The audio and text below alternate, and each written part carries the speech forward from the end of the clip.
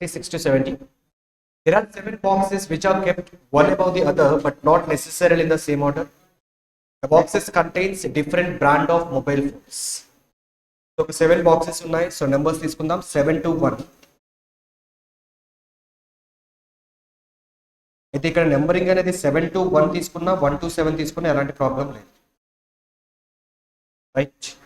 Only 2 boxes are kept above U. యూకి పైన 2 బాక్సులు మాత్రమే ఉండాలి అన్నప్పుడు యూ ఏ పొజిషన్లో వస్తుంది?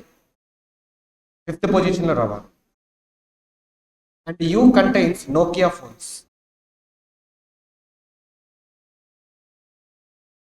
Next only 1 box is placed between P and U. పికి యూకి మధ్యలో ఒక బాక్స్ మాత్రమే ఉండాలి అన్నప్పుడు ఎన్ని పాసిబిలిటీస్ ఉంటాయి? 2 పాసిబిలిటీస్. పి అనేది పైన పెట్టడానికి ఒకటి, కింద. సో వెయిట్ చేద్దాం. More than 3 boxes are placed between P and R. పికి ఆర్కి మధ్యలో మోర్ దెన్ 3 అన్నాడు. 3 కన్నా ఎక్కువ అంటే మినిమం ఎన్ని ఉండాలి? మినిమం 4 ఉండాలి, 3 కాదు. మోర్ దెన్ 3 కదా. 3 కన్నా ఎక్కువ ఉండాలి అన్నప్పుడు మినిమం 4 ఉండాలి వాటి మధ్యలో. ఒకసారి ఆలోచించండి. పిని కనుక ఇక్కడ పెడితే, యూకి పికి మధ్యలో ఒకటి అన్నాడు, పిని ఇక్కడ పెడితే మినిమం 4 బాక్సెస్ మధ్యలో వచ్చే విధంగా ఆర్ని ప్లేస్ చేయగలమా? కిందకి ఛాన్స్ లేదు, పైకి ఛాన్స్ లేదు. కాబట్టి ఖచ్చితంగా ఇప్పుడు ఒక పాసిబిలిటీ మాత్రమే ఉంటుంది, అది పిని ఇక్కడ పెట్టాం. రైట్. ఇప్పుడు పికి ఆర్కి మధ్యలో 4 బాక్సెస్ వచ్చే విధంగా చూడండి. మినిమం 4 బాక్సెస్ 1 2 3 4 ఇక్కడ రావచ్చు. అండ్ ఇంకొక పాసిబిలిటీ ఏముంది? 1లో కూడా రావచ్చు. అయితే మళ్ళీ ఇక్కడ 2 పాసిబిలిటీస్ వచ్చాయి. సో సింగిల్ పాసిబిలిటీలో ఆన్సర్ రావాలి అనుకుంటే మోర్ దెన్ 3 అనేటప్పుడు మనం ఏం చేస్తామంటే ఫస్ట్ అటెంప్ట్ గా మినిమం 4 బాక్సెస్ ఉండేటట్టుగా తీసుకుందాం. సో 70% ఆన్సర్ అందులో వచ్చే అవకాశం ఉంది. సో ఇక్కడ నేను తీసుకుంటున్నా first possibility. Next only 1 box between R and Q. R కి క్యూ కి మధ్యలో ఒక బాక్స్ కాబట్టి క్యూ 4th లో వస్తుంది. And Q contains Motorola phones. Next, the box which contains Redmi phone is exactly between Motorola and Apple. Motorola and Apple కి exact గా మధ్యలో రెడ్మీ ఉండాలి. అంటే ఇప్పుడు ఎక్కడ ఉండాలి చెప్పండి? అది 3rd లో ఉండాలా? 3rd లో రెడ్మీ ఉంటే 2nd లో ఏముంటుంది? Apple. Next more than 3 boxes between P and V. Again మళ్ళీ మోర్ దెన్ 3 అన్నాడు. అంటే మినిమం 4 బాక్సెస్ ఉండాలి పీకి వికి మధ్యలో. ఎక్కడ వస్తుంది వి అనేది? 1 2 3 4 ఎక్కడ రావాలి? ఇప్పుడు 1లో మాత్రమే కదా ఖాళీ ఉంది. సో 1లో వస్తుంది. And no box is placed between the box which contains Nokia and Motorola. నోకియాకి మోటోరోలాకి మధ్యలో ఏమీ ఉండకూడదు. లేవుగా ఎలానో. Right. Next box T is above V but not below Q అన్నాడు. వికి పైన ఉండాలి కానీ క్యూకి కింద ఉండకూడదు అన్నాడు. అంటే ఎక్కడ వస్తుంది ఇప్పుడు? 6th లో రావాలి.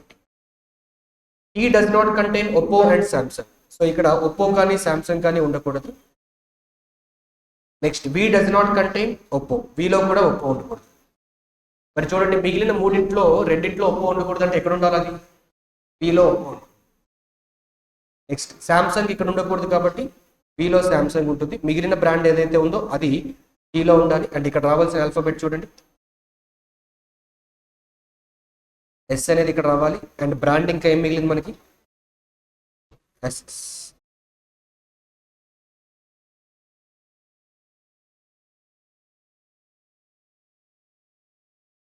Next 71. If 1 is added to first digit of each of the numbers, then how many numbers thus formed will be divisible by 3 అన్నాడు. సో డివిజిబుల్ బై 3 అవ్వాలి అంటే ఆ రూల్ ఏంటో మనకు తెలుసు కదా, డివిజిబిలిటీ రూల్. ఏంటది? Some of the digits should be divisible by 3. ఇప్పుడు ప్రతి దాంట్లో కూడా ఏం చేయమన్నాడు? 1 అనేది యాడ్ చేసుకోవాలి ఫస్ట్ డిజిట్. రైట్. ఒకసారి చూడండి అలా ఎన్ని డిజిట్స్ యాడ్ చేస్తే డివిజిబుల్ బై 3 అవుతాయో. 5 + 3 + 4 ఎంత అవుతుంది? 12 అవుతుంది. బట్ ఇంకా 1 ఒకటి యాడ్ చేయాలా లేదా? అప్పుడు 13 అవుతుంది. మరి డివిజిబుల్ అవుతుందా? నెక్స్ట్ 11 ఉంది. 11 + 1 అంటే 12. ఇది ఒకటి అవుతుంది. నెక్స్ట్ ఆల్రెడీ 18 ఉంది, మళ్ళీ 1 యాడ్ చేయకూడదు. నెక్స్ట్ ఏమవుతుంది? 6 + 8 14. 1 యాడ్ చేస్తే 15 వస్తుంది. నెక్స్ట్ 19 ఉంది, 1 యాడ్ చేస్తే 20. సో ఎన్ని వస్తాయంటే 2. కాబట్టి option B is the answer. Next what will be the resultant number if the 3rd digit of the lowest number. So చూడండి, 3rd digit of the lowest number. Lowest number ఏది ఇందులో? 248. ఇందులో 3rd digit అంటే 8. It is divided by 2nd digit of the highest number. Highest number ఏముంది మనకి? 784. అందులో 2nd digit is మరి 8/8 చేస్తే ఎంత వస్తుంది? 1. So option B is the answer. Next 73. If 2 is added to the first digit and 1 is added to the third digit of each number, and then first and third digits are interchanged, which of the following will be third digit of the second smallest number? So జాగ్రత్తగా చూడండి ఈ question ని. First digit కి ఏం add చేయమన్నాడు? 2 add చేయాలి. And last digit కి ఏం యాడ్ చేయాలి? 1 యాడ్ చేయాలి. ఇలా చేసిన తర్వాత ఫస్ట్ డిజిట్ ని థర్డ్ డిజిట్ ని ఇంటర్చేంజ్ చేయమన్నాడు. అంటే ఫస్ట్ డిజిట్ ప్లేస్ లోకి థర్డ్ డిజిట్ వెళ్తుంది, థర్డ్ ప్లేస్ లోకి ఫస్ట్ వస్తుంది. అలా చేసిన తర్వాత ఫైనల్ గా వాటికి కావాల్సింది ఏంటి? Second smallest number. ఎప్పుడైతే మనకి స్మాలెస్ట్ నెంబర్ కానీ హైయెస్ట్ నెంబర్ కానీ చెప్తూ ఉన్నాడో మన ఫోకస్ అంతా దేనిపైన ఉండాలి అంటే ఫస్ట్ డిజిట్ పైన మాత్రమే ఉండాలి. ఎందుకంటే ఒక 2 నెంబర్స్ మధ్యలో ఏది పెద్దది ఏది చిన్నది అని ఎలా చూసి చెప్తాం మనం? ఫస్ట్ డిజిట్ బట్టేగా. అంటే ఫర్ ఎగ్జాంపుల్ 2 నెంబర్స్ ఉన్నాయి ఇలా, 793, 865. ఇందులో పెద్దది ఏది అంటే ఏం చెప్తాము? జస్ట్ ఈ ఫస్ట్ డిజిట్స్ మాత్రం తెలిస్తే సరిపోతాయా లేదు? సో అదే విధంగా ఈ ఫస్ట్ డిజిట్ ఏమొస్తుంది అనేది మాత్రం మనం ఐడెంటిఫై చేస్తే చాలు. ఇక్కడ చూడండి, థర్డ్ డిజిట్ ని ఫస్ట్ డిజిట్ ని ఇంటర్చేంజ్ చేస్తాము అని చెప్పాడు. అప్పుడు ఆబ్వియస్ గా ఏం రావాలి? ఇప్పుడు ఏదైతే థర్డ్ డిజిట్ ఉందో అది ఫస్ట్ డిజిట్ లోకి వెళ్తుంది, అవునా? దానికన్నా ముందు ఏం చేయమని చెప్పాడు? దాన్ని 1 యాడ్ చేయాలి. అంటే ఇప్పుడు 534 లో ఫస్ట్ డిజిట్ ఏమవుతుంది? వాడు చెప్పినట్టుగా చేశాక 4 కి 1 యాడ్ చేస్తాము, 5 వస్తుంది. ఆ 5 అనేది ఫస్ట్ డిజిట్ గా వెళ్తుంది. నెక్స్ట్ ఇక్కడికి వచ్చేసరికి ఏమవ్వాలి? ఆల్రెడీ 5 ఉంది, సో 1 యాడ్ చేసుకుంటాం, 6 వెళ్తుంది. నెక్స్ట్ 7, 9, 5. ఇప్పుడు ఇందులో మనకు కావాల్సింది ఏంటో చూడండి, second smallest number. Second smallest number ఏమవుతుంది? 2 5లు ఉన్నాయి, అంటే ఖచ్చితంగా ఈ రెండింటిలో ఏదో ఒకటి అవ్వాలి, అంతేగా? అయితే ఈ రెండింటిలో ఏది అవ్వాలి అన్నప్పుడు సెకండ్ డిజిట్ అవసరం అవుతుంది, ఎందుకంటే రెండు సేమ్ గా ఉన్నాయి. ఇక్కడ సెకండ్ డిజిట్ ఏమొచ్చింది? 3 వస్తుంది. ఇక్కడ సెకండ్ డిజిట్ వచ్చేసరికి ఇప్పుడు ఈ రెండింటిలో సెకండ్ స్మాలెస్ట్ ఏది చెప్పండి? ఇదేనా? రైట్. ఇప్పుడు దీంట్లో సెకండ్ డిజిట్, థర్డ్ డిజిట్ అడిగాడు. థర్డ్ డిజిట్ ఏమొస్తుంది? ఏముంటుంది? 7 ఇక్కడికి వెళ్తుంది, కానీ 7 అనే ఆన్సర్ వస్తుందా? నో. దాన్ని ఏం యాడ్ చేయాలి? 2 యాడ్ చేయాలి. కాబట్టి 7 + 2 9 అనేది answer.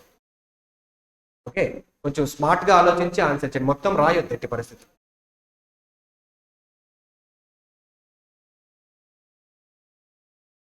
Next 74. If all the numbers are arranged in ascending order from left to right, which of the following will be sum of all the three digits of the number which is second from the right?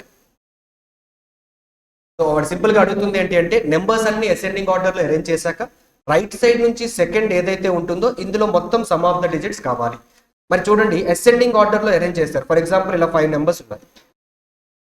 Ascending order లో arrange చేశాక right నుంచి second అంటే ఏమవుతుంది? Second హైయెస్టేగా. అంటే దీంట్లో second highest find చేస్తే సరిపోతుందా లేదా? సెకండ్ హైయెస్ట్ ఏంటో చూడండి మరి, 534. ఇందులో ఉన్నవన్నీ యాడ్ చేయండి, ఎంత వస్తుందో? 5 + 3 + 4 12. So answer is 12. Next, if all the digits are arranged in ascending order within the numbers, అంటే నెంబర్స్ లో ఉన్న డిజిట్స్ ని అసెండింగ్ ఆర్డర్ లో అరేంజ్ చేయాలి. అలా చేసుకున్న తర్వాత సెకండ్ స్మాలెస్ట్ ఏమొస్తుంది? సో ఇందాక చెప్పినట్టుగానే స్మాలెస్ట్ అండ్ హైయెస్ట్ అంటే మనకు కావాల్సింది ఏంటి? ఫస్ట్ డిజిట్ ఏం రాబోతుంది అన్నది ఐడెంటిఫై చేయండి, సరిపోతుంది. So with in the number 534 లో ఉన్న నెంబర్స్ ని అసెండింగ్ ఆర్డర్ లో అరేంజ్ చేసుకున్నప్పుడు ఫస్ట్ డిజిట్ ఏమొస్తుంది?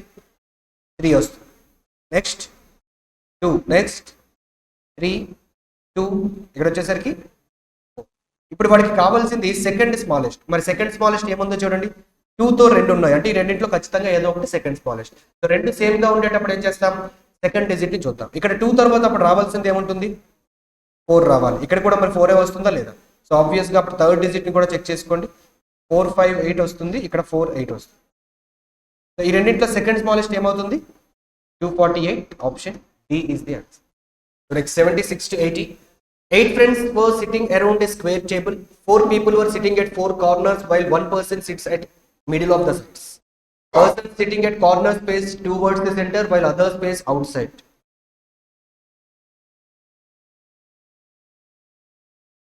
ఒక స్క్వేర్ టేబుల్లో 8 మెంబర్స్ ఉంటే కార్నర్స్ లో 4 మెంబర్స్ ఉన్నారు, వాళ్ళందరూ కూడా సెంటర్ ని ఫేస్ చేస్తూ ఉన్నారు. అండ్ ఎవరైతే ఎడ్జెస్ లో ఉన్నారో వాళ్ళందరూ కూడా అవే ఫ్రమ్ ది సెంటర్.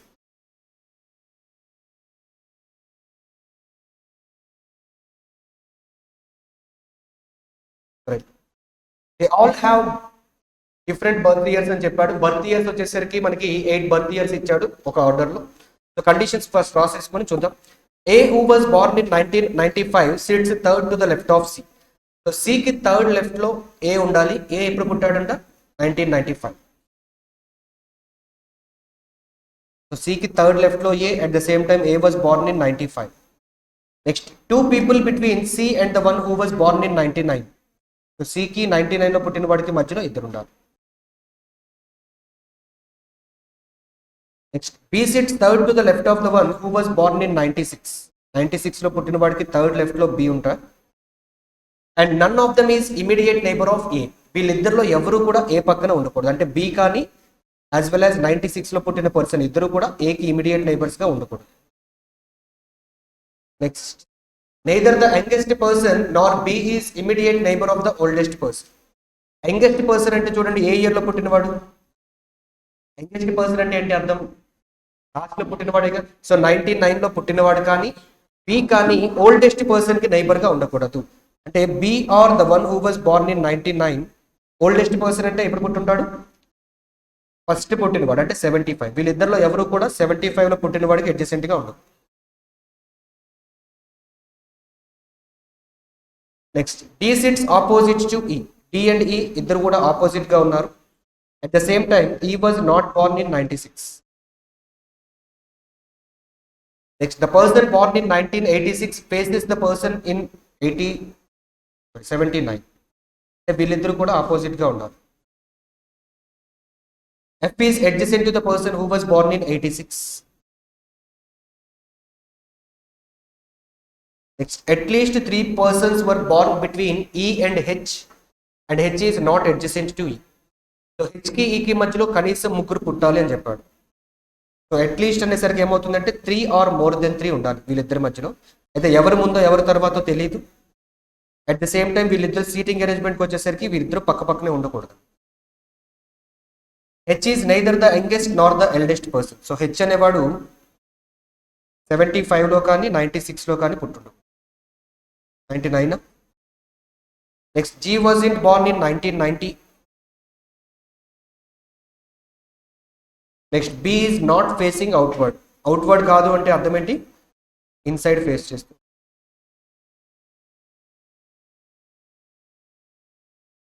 చాలా కండిషన్స్ ఉన్నాయి. రాసుకున్న లోపల టైం అయిపోద్దా? అంటే ఫస్ట్ క్వశ్చన్ ని చూసి అంచనా వేయాలి, ఇది రాయాలా చేయాలా లేకపోతే స్కిప్ చేయాలా అని.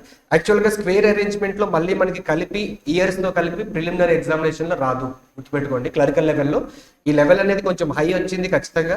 అయితే ఒకవేళ పొరపాటున వచ్చింది అనుకోండి మాత్రం ఏం చేస్తారు, అప్పుడు స్కిప్ చేసేయండి. అంతేగాని దీన్ని కూర్చొని ట్రై చేయొద్దు అనవసరంగా, time waste.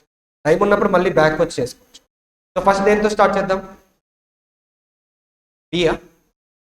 B is facing inside. So B తర్వాత కనెక్టింగ్ పాయింట్ ఎక్కడుంది మరి? 96 B ఉంది. తర్వాత దాంతో చేయొచ్చు, లేదంటే Cకి థర్డ్ లెఫ్ట్ లో A అన్నాడు.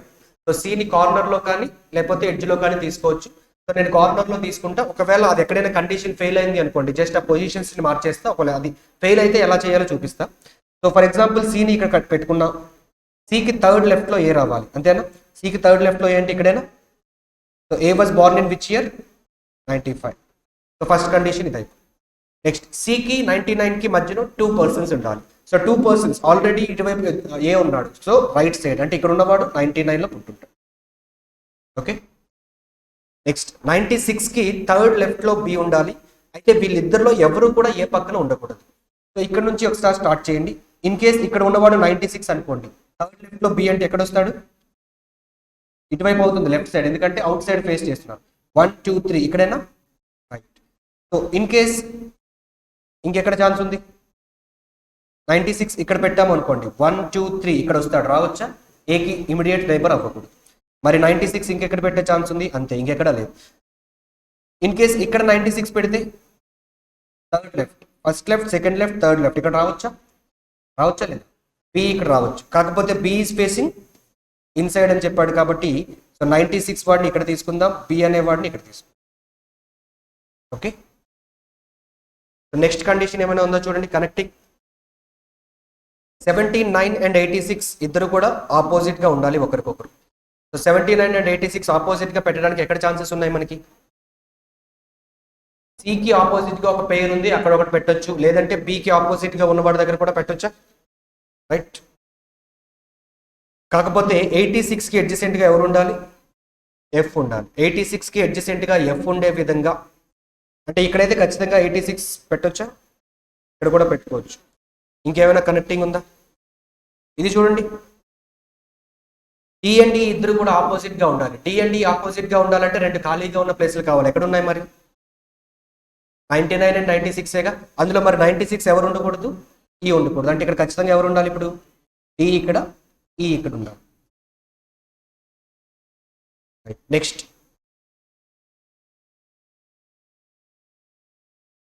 సో 79 అండ్ 86 ప్లేస్ చేసుకుందాం. ఇంకా 2 పాసిబిలిటీస్ కూడా ఉన్నాయి, అది ఎలిమినేట్ చేయడానికి ఛాన్స్ లేదు. బట్ స్టిల్ ఒకసారి క్విక్గా చెక్ చేద్దాం ఎవరిని పెడితే అవుతుందో. సో 86కి ఖచ్చితంగా పక్కన ఎఫ్ ఉండాలి కాబట్టి 86ని ఇక్కడైతే పెట్టలేము. ఇన్ కేస్ 86 ఇక్కడ పెట్టాం అనుకోండి, 86కి అడ్జసెంట్గా ఎఫ్ ఉండాలంటే ఎఫ్ ఇక్కడే వచ్చేది. సో 86కి ఆపోజిట్గా ఇప్పుడు ఎవరు ఉండాలి? 79.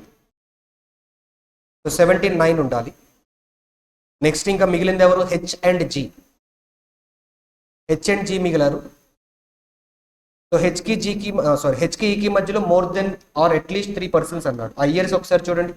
ఈ అనేవాడు 99 కదా, కాబట్టి మినిమం 3 పర్సన్స్ అనుకుంటే 1 2 3 86 నుంచి రావాలి. 86 ఆల్రెడీ అయిపోయింది. నెక్స్ట్ 82 అయిందా? సో హెచ్ అనేవాడు 82 కానీ 79 కానీ వచ్చే ఛాన్స్. 75 అయితే అవ్వకూడదు. సో నెక్స్ట్ ఇంకా కండిషన్స్, పి పక్కన కానీ 99 పక్కన కానీ 75 ఉండకూడదు. అంటే ఎఫ్ అనేవాడు 75 అవ్వకూడదు. ఇక్కడ ఉన్నవాడు 75. సో ఇక్కడ ఉన్నది ఎవరు ఇంకా అవుతారు అప్పుడు? హెచ్ అవ్వకూడదు, ఎందుకంటే హెచ్ షుడ్ నాట్ బి 75 కాబట్టి జీ. సో అప్పుడు ఇక్కడ హెచ్ ప్లేస్ చేసుకుంటారు. హెచ్ అండ్ ఇమీడియట్ నేబర్స్ అవ్వకూడదు, కానీ ఇక్కడ అవుతారు. కాబట్టి ఖచ్చితంగా 86 అండ్ 79 పేరు అనేది నెక్స్ట్ పేరుకి మార్చేసుకోండి, ఖచ్చితంగా ఆన్సర్ వస్తుంది. సో 86ని ఇక్కడ తీసుకోండి, ఇక్కడికి వచ్చేసరికి 79. So this must be F. Next H ఎక్కడ రావాలి? ఖచ్చితంగా సి ఇక్కడే ఉండేదా? సో హెచ్ ఇప్పుడు ఈ పక్కన ఉండకూడదు కాబట్టి హెచ్ ఇక్కడ వస్తుంది. మిగిలిపోయింది ఎవరు? ఇక్కడ జీ. నెక్స్ట్ ఈకి హెచ్కి మధ్యలో ఎస్ మోర్ దెన్ 3 ఉంటారు. నెక్స్ట్ ఇంకా జీ అనేవాడు 1990 కాదు, పి పక్కన 75 రాకూడదు కాబట్టి పి పక్కన అండ్ 99 పక్కన 75 రాకూడదు, ఇక్కడ ఉన్నవాడు 75 అవ్వాలి. జీ 90 కాదు కాబట్టి ఇక్కడ ఉన్నవాడు 90 అయితే మిగిలిన ఇంకా హీరో ఏమో ఉంది 82 అనేది. Next syllogisms 81. Only a few civil are electrical. కొన్ని సివిల్స్ మాత్రమే ఎలక్ట్రికల్ అంటున్నాడు.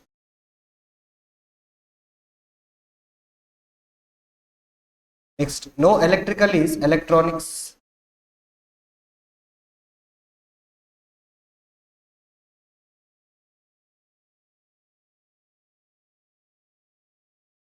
And only a few electronics are mechanical.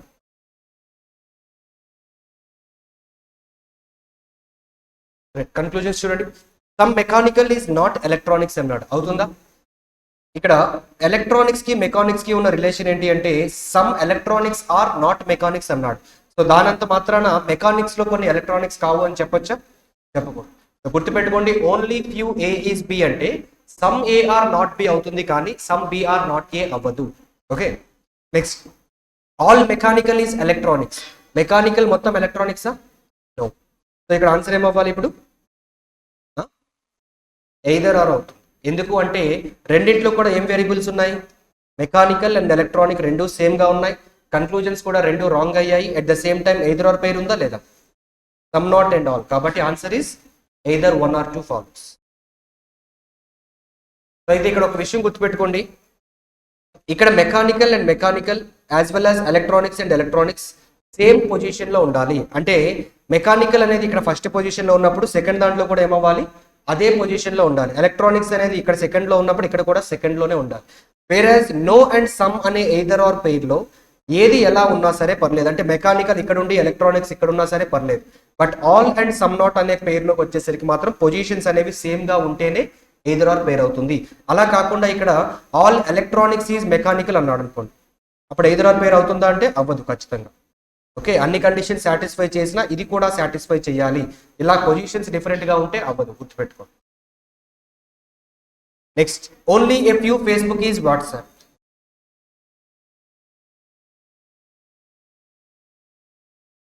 Next only a few WhatsApp is Instagram. And no Instagram is Snapchat.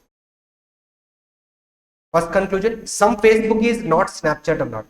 So Facebook అనేది ఇక్కడ ఉంది, Snapchat అనేది ఇక్కడ ఉంది, రెండింటి మధ్యలో కనెక్షన్ ఉందా ఏమైనా? లేదు. అలాంటప్పుడు డెఫినెట్ కన్క్లూజన్ అవుతుందా? సో ఇండైరెక్ట్ రిలేషన్ పోనీ ఏమైనా ఉందా? లేదుగా. సమ్ నాట్ వచ్చేటప్పుడు ఇండైరెక్ట్ రిలేషన్ చూస్తాం, అది కూడా ఏం లేదు వీరి మధ్యలో. Next some WhatsApp are not Instagram అవుతుందా? వాట్సాప్ లో కొన్ని ఇన్స్టాగ్రామ్స్ కాదు అన్నాడు, నిజంగానే, ఎందుకంటే ఈ డాటెడ్ పార్ట్ అనేది ఇన్స్టాగ్రామ్ కాదు, ఓన్లీ ఫ్యూ అనే రిలేషన్ ఉంది కాబట్టి. So right option B is the answer. Next all Sunday is Monday and all Monday is Tuesday. Only a few Tuesday is Friday. కొన్ని ట్యూస్డేస్ మాత్రమే ఫ్రైడేస్ అవుతాయి, కొన్ని అవ్వవు అని అర్థం.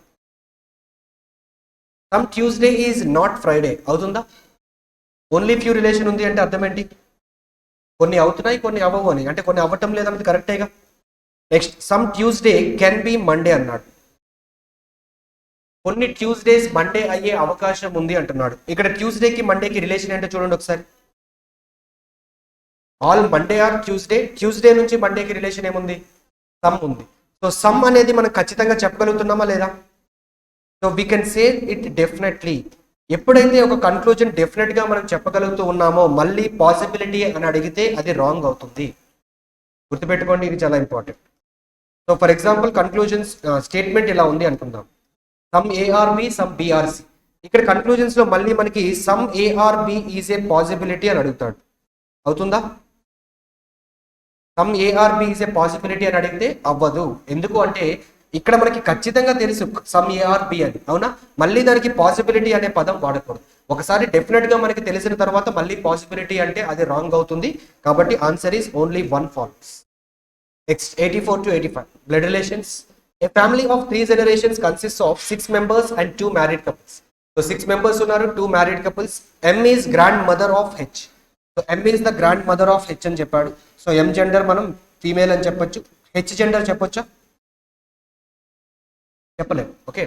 Next P is the only son of S. S కి ఒకే ఒక్క sun ఉన్నారంట, ఎవరది? P. S only sun is P. అంటే ఇంకొక సన్ ఎవరు ఉండకూడదు. సో ఓన్లీ సన్ అన్నాడు కదా అని చెప్పి పీకి ఎస్కి ఇంకెవరు చైల్డ్ ఉండకూడదు అని అర్థమా? కాదు. ఓన్లీ సన్ అన్నాడంటే ఒక కొడుకు మాత్రమే, మిగతా ఇంకెవరైనా ఉంటే ఎవరు ఉండాలి? డాటర్ ఉండాలన్నమాట. S is father in law of V. Father in law of V ఎలా అవుతుంది? ఫాదర్ ఇన్ లా చెప్పండి. ఎస్ రిలేషన్ బికి ఫాదర్ ఇన్ లా ఎలా అవ్వచ్చు? ఎస్ కి ఒక చైల్డ్ ఉండి ఆ చైల్డ్ యొక్క స్పౌస్ ఎవరు అవ్వాలి? బి అవ్వాలి. ఓకే. అయితే ఇక్కడ ఖచ్చితంగా పీకి వైఫ్ బి అని చెప్పొచ్చా మనం? చెప్పలేము. ఎస్కి ఇంకొక చైల్డ్ ఉండొచ్చేమో, మనకేం తెలుసు. H and S are of the same gender. So H and S same genders అని చెప్పాడు.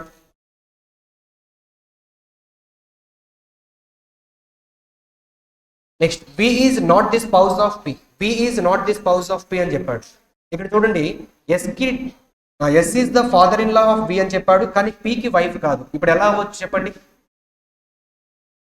పీకి ఒక సిబ్లింగ్ ఉండాలా లేదా? ఇలాంటప్పుడు పీకి సిబ్లింగ్ ఉండి ఆ సిబ్లింగ్ యొక్క స్పౌస్ ఎవరు అవ్వాలి? బి అవ్వాలి. మరి ఇక్కడ ఉన్న ఈ సిబ్లింగ్ జెండర్ మనం చెప్పగలమా చెప్పండి? చెప్పలేమా? చెప్పొచ్చు. P is the only sun కదా. ఒక్కడే ఒక కొడుకున్నప్పుడు మిగతా ఇంకుంటే ఎవరు ఉండాలి? డాటర్ ఉండాలి. అప్పుడు వి జెండర్ ఏమవుతుంది? Male. Next G is the parent of H and kid of M. So G ఇక్కడ రావాలి అని చెప్పాడు. సో టోటల్ గా మన దగ్గర ఎంతమంది ఉన్నారు? 6 మెంబర్స్. ఎన్ని జనరేషన్స్ ఉన్నాయి చెప్పాడా? 3 అని ఎక్కడ చెప్పాడు? చెప్పలేదు, కానీ ఇక్కడ మనకు కనిపిస్తున్నాయి 3 జనరేషన్స్ అయితే రావాలి, 2 మ్యారీడ్ కపుల్ రావాలి. సో ఇప్పుడు ఏం చేస్తారు? ఎస్ అండ్ ఎంని ఒక మ్యారీడ్ కపుల్ గా తీసుకోండి. సో ఎం చైల్డ్ ఎవరు? జీ. జీకి ఇప్పుడు చైల్డ్ ఎవరు? హెచ్. 6 మెంబర్స్ వచ్చారా? 2 married couples. Gender of S and H ఈ సేమ్ కాబట్టి హెచ్ జెండర్ ఏమవ్వాలి? మేల్.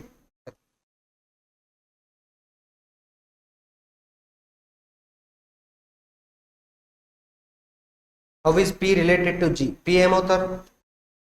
బ్రదర్ అవ్వాలిగా. Option B is the answer.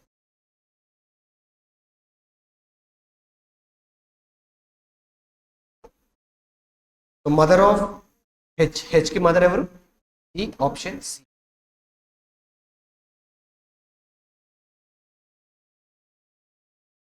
Next point E is 8 kilometre north of we.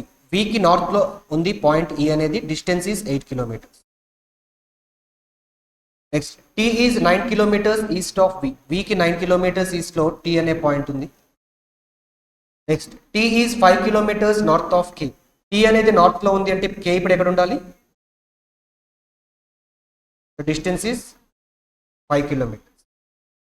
Next K is 12 kilometres west of S. ఎస్కి west లో ఉంది కాబట్టి S అనేది east లో ఉంటుంది.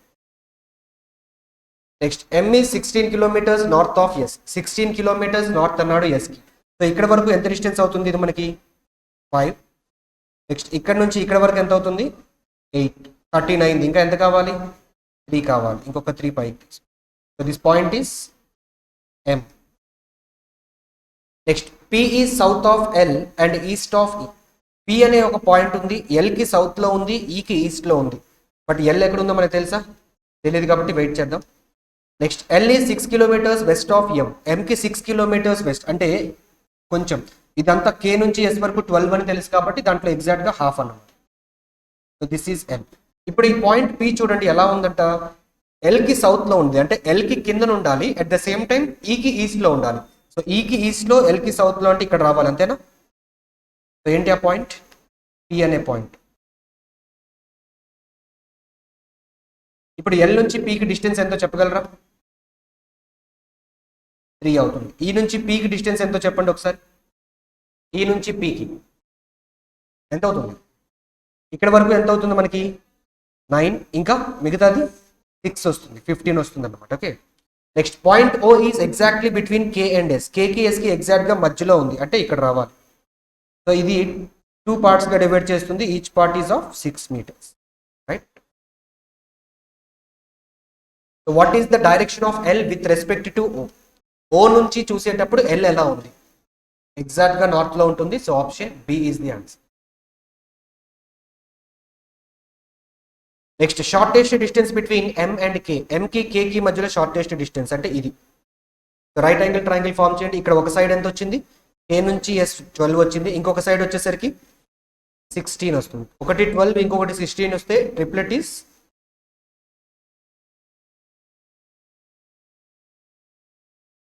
తెలుసుగా. ట్రిప్లెట్స్ 3 4 5. 3కి 4 టైమ్స్ ఎంత అవుతుంది? 12. 4కి 4 టైమ్స్ 16. 5కి 4 times 20.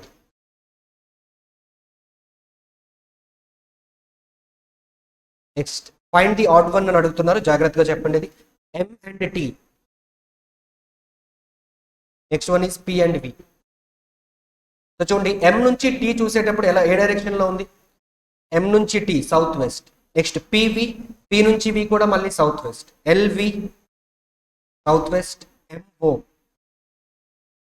Next E and S south east లో ఉంటుంది. ఈ నుంచి చూసేటప్పుడు ఎస్ సౌత్ ఈస్ట్ లో ఉంది కాబట్టి ఆప్షన్ ఈ ఇస్ ది ఆడ్. నెక్స్ట్ 89 నుంచి 93 చూద్దాం.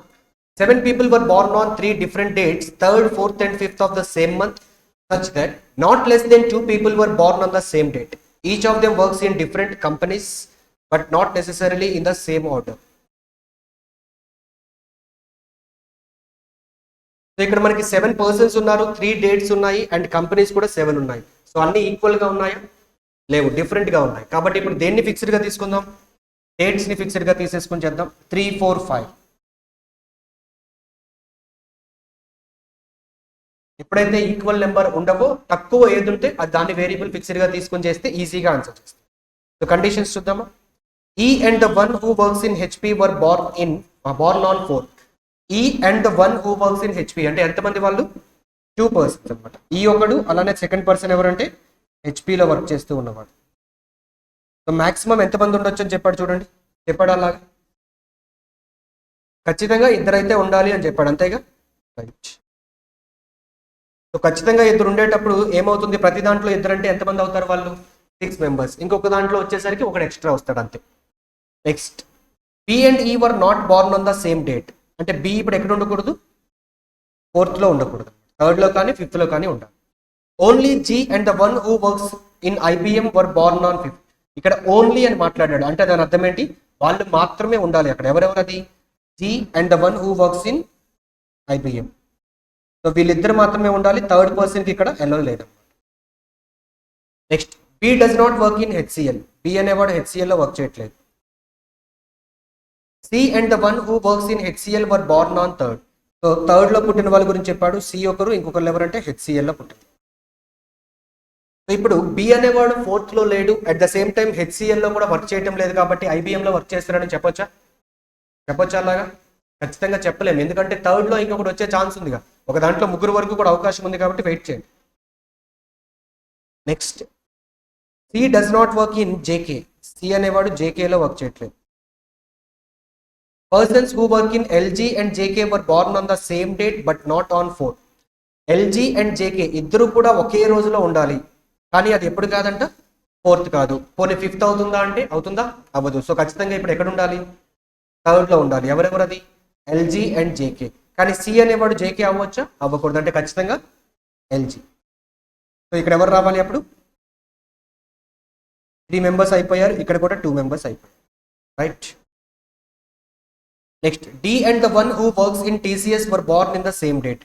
డి అలానే టీసీఎస్ లో వర్క్ చేసేవాడు ఇద్దరు కూడా సేమ్ డేట్ లో రావాలి. అది ఎప్పుడయ్యొచ్చో ఎప్పుడయ్యే ఛాన్స్ ఉంది చెప్పండి? 3లో అవుతుందా? 3లో ఎలా అవుతుంది? 4లో అయ్యే ఛాన్స్ ఉంది. 5లో అవుతుందా? 5లో కూడా ఛాన్స్ ఉంది లేదా? ఇక్కడ డి, ఇక్కడ టీసీఎస్ పెట్టుకోకూడదా? ఉందిగా. సో వెయిట్ చేద్దాం. Next, D does not work in HP, D హెచ్పిలో ఉండకూడదు. ఇప్పుడు ఖచ్చితంగా ఎక్కడ పెట్టాలి చెప్పండి? 5thలోనే పెట్టాలి. ఇక్కడ డీని పెట్టుకోవాలి, టీసీఎస్ ఎవరు అవ్వాలి? డి అవ్వాలి. Next, F does not work in HCl, F అనేవాడు హెచ్సిఎల్లో కాదు. ఇప్పుడు ఎక్కడ ఉండాలి? చూడండి, బి అనేవాడు హెచ్సిఎల్ కాదు, ఎఫ్ కూడా హెచ్సిఎల్ కాదు. ఇప్పుడు ఎవరు ఉన్నారు మిగిలిన వారు? ఏ ఉన్నాడా? బి అనేవాడు 4thలో రాకూడదు, కాబట్టి బి ఇక్కడ, ఎఫ్ ఇక్కడ. మిగిలిన కంపెనీ ఏముందో చూడండి, విప్రోనా. Next, 94 to 98. 7 persons are sitting in a straight line facing south but not necessarily in the same order. ఒక 7 persons ఒక లైన్ లో నిల్చున్నారు.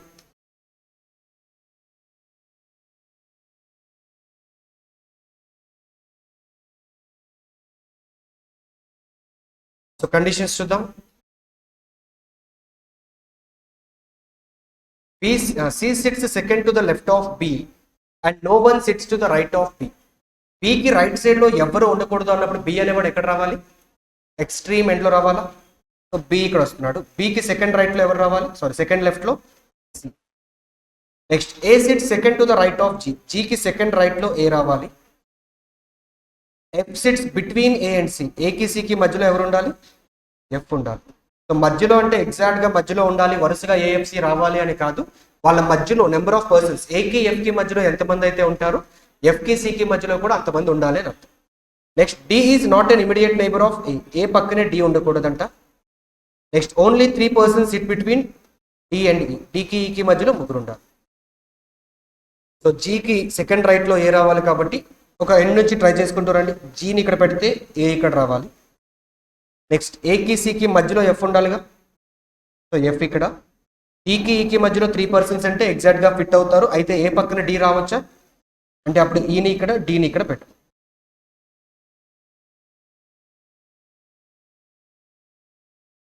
క్వశ్చన్ ఒకసారి అబ్జర్వ్ చేయండి. All the persons are facing which direction చెప్పాడు?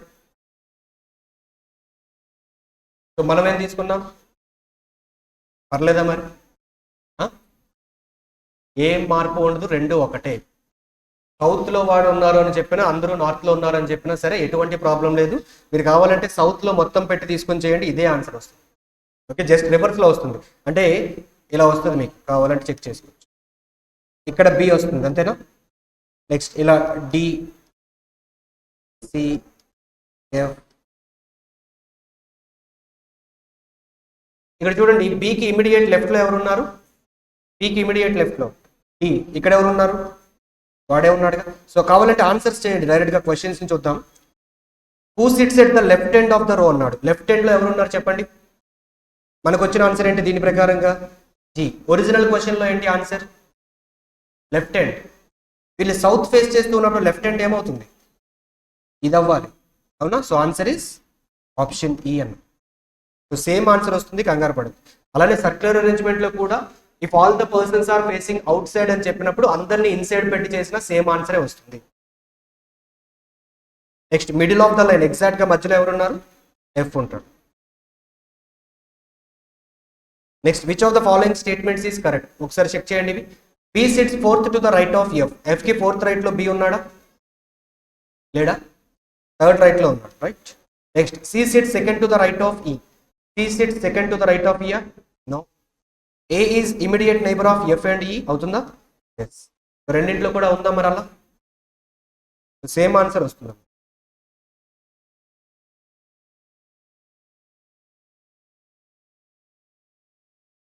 If we arrange all the letters of the word live stream in the alphabetical order from left hand, how many letters will remain at the same positions అన్నాడు?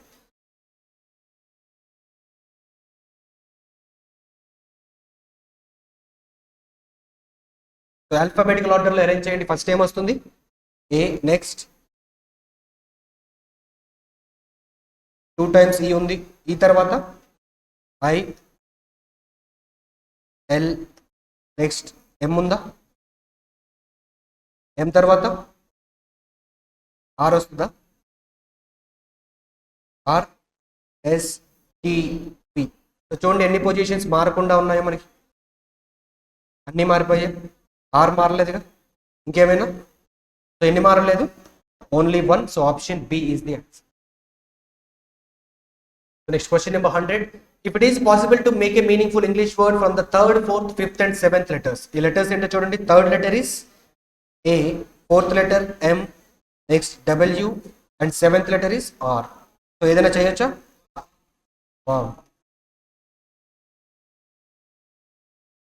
కాబట్టి answer ఏమవుతుంది? First letter అడిగాడు దానికి. First letter అడిగాడుగా. First letter ఏంటి? W. Option A అనేది answer.